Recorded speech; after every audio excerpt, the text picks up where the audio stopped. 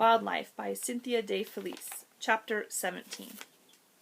Something was tickling Eric's nose. Without opening his eyes or fully wakening, he brushed his hand across his face. Another tickle.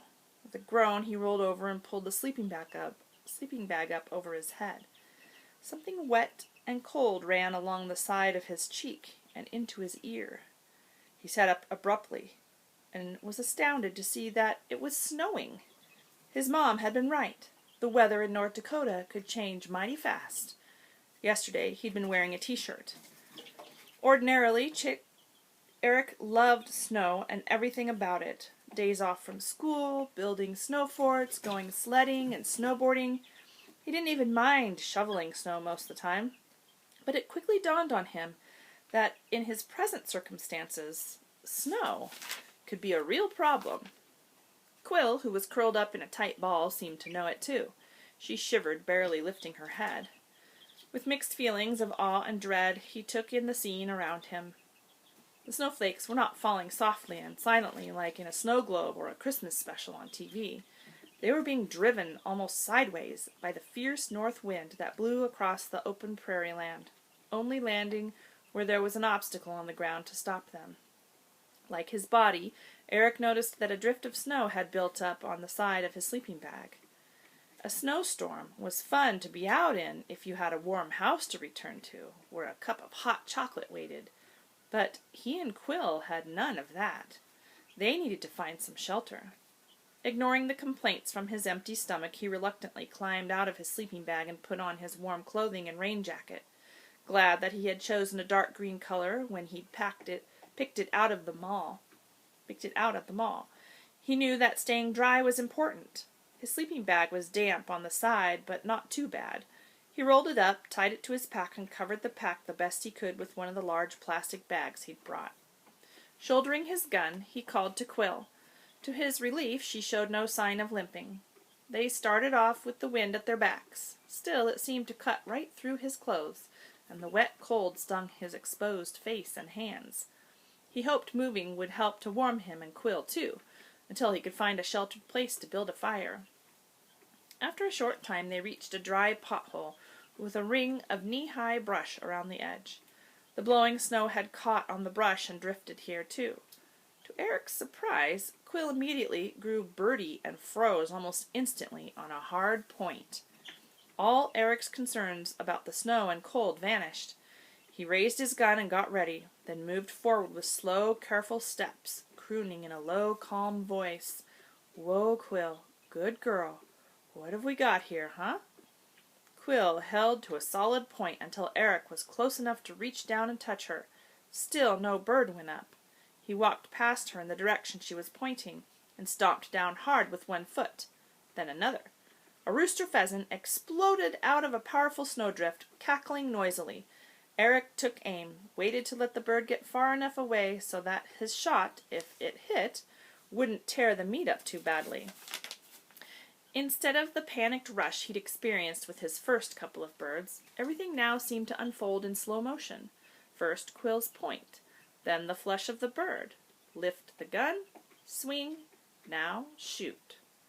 The rooster tumbled from the sky. Quill started over to retrieve it, but turned in mid-stride to lock into another focused point only a few yards from where Eric stood. It seemed impossible that another bird would be holding so close by, what with Eric stomping around, the rooster going up and Eric shooting. But Eric wasn't going to make the mistake of doubting Quill again. He wondered if it was something about the snow that was making the birds sit tight rather than fly or run. Sure enough, when Eric approached the spot Quill was pointing, another rooster went up. Again, Eric saw everything happen in a slow, eerie clarity as he carefully swung, shot, and watched the bird fall from the sky.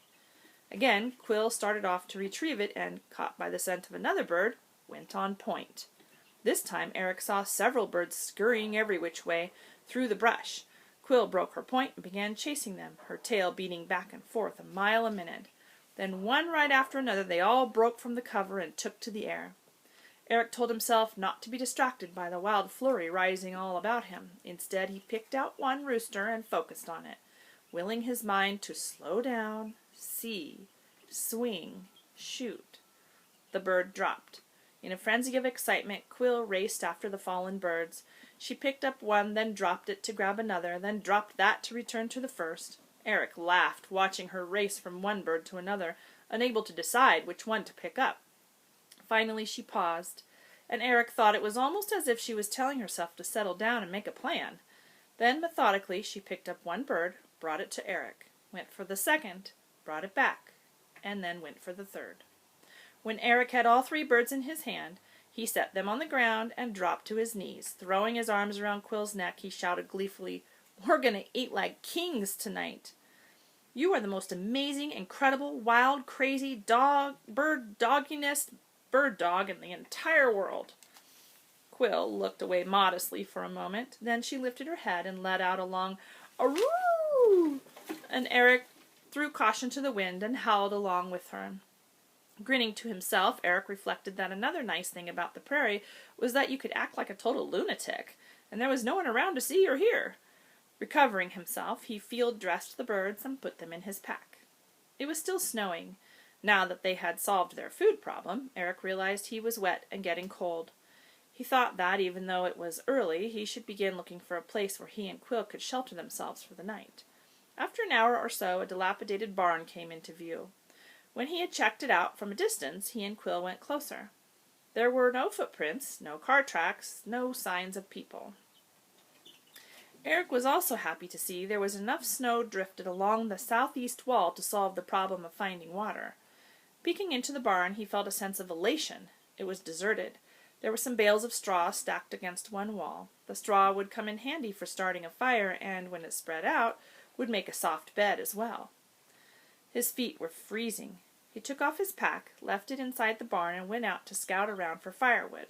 A jackrabbit ran out of the brush pile he was scavenging in, and he was glad he had kept his gun with him. He couldn't believe it when his shot was true.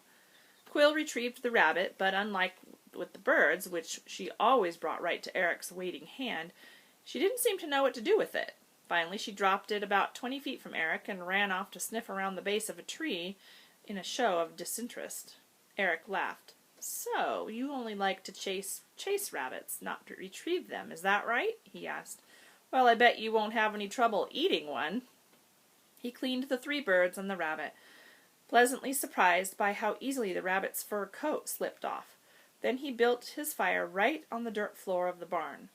The wood he'd gathered burned cleanly enough that the wind, beating against the cracks and gaps in the barn walls, made it for an adequate ventilation. He put a pot of snow over the fire to melt. As it grew dark, the wind continued its inhumane howling.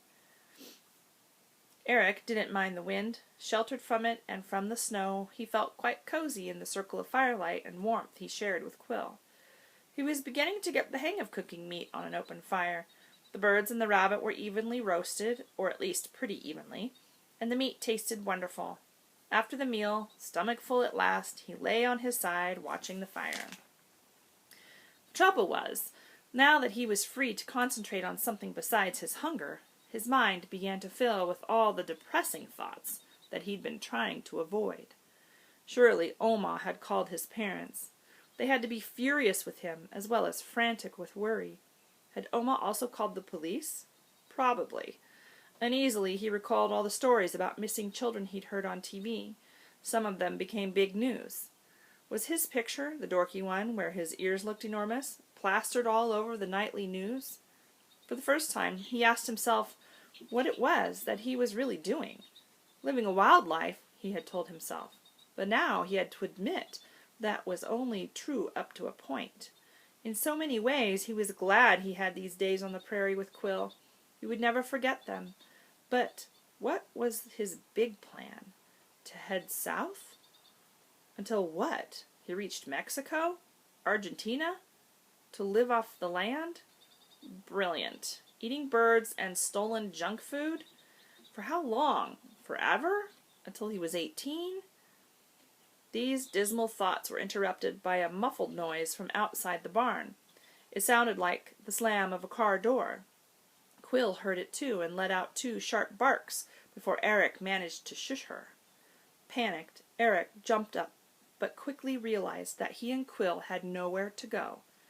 He had been so happy to take shelter in the barn that he hadn't thought about how it would act as a trap if anyone came upon them. Straining, Eric could hear footsteps, followed by the creak of the barn door swinging open, and the increased volume of the wind, which continued to gust violently. The beam of a flashlight swept the dimness of the barn, landed on the fire, which flared and burned brighter from the air blowing in from the doorway, and then on Eric's feet. The light rose to his knees and then to his face, and stayed there, blinding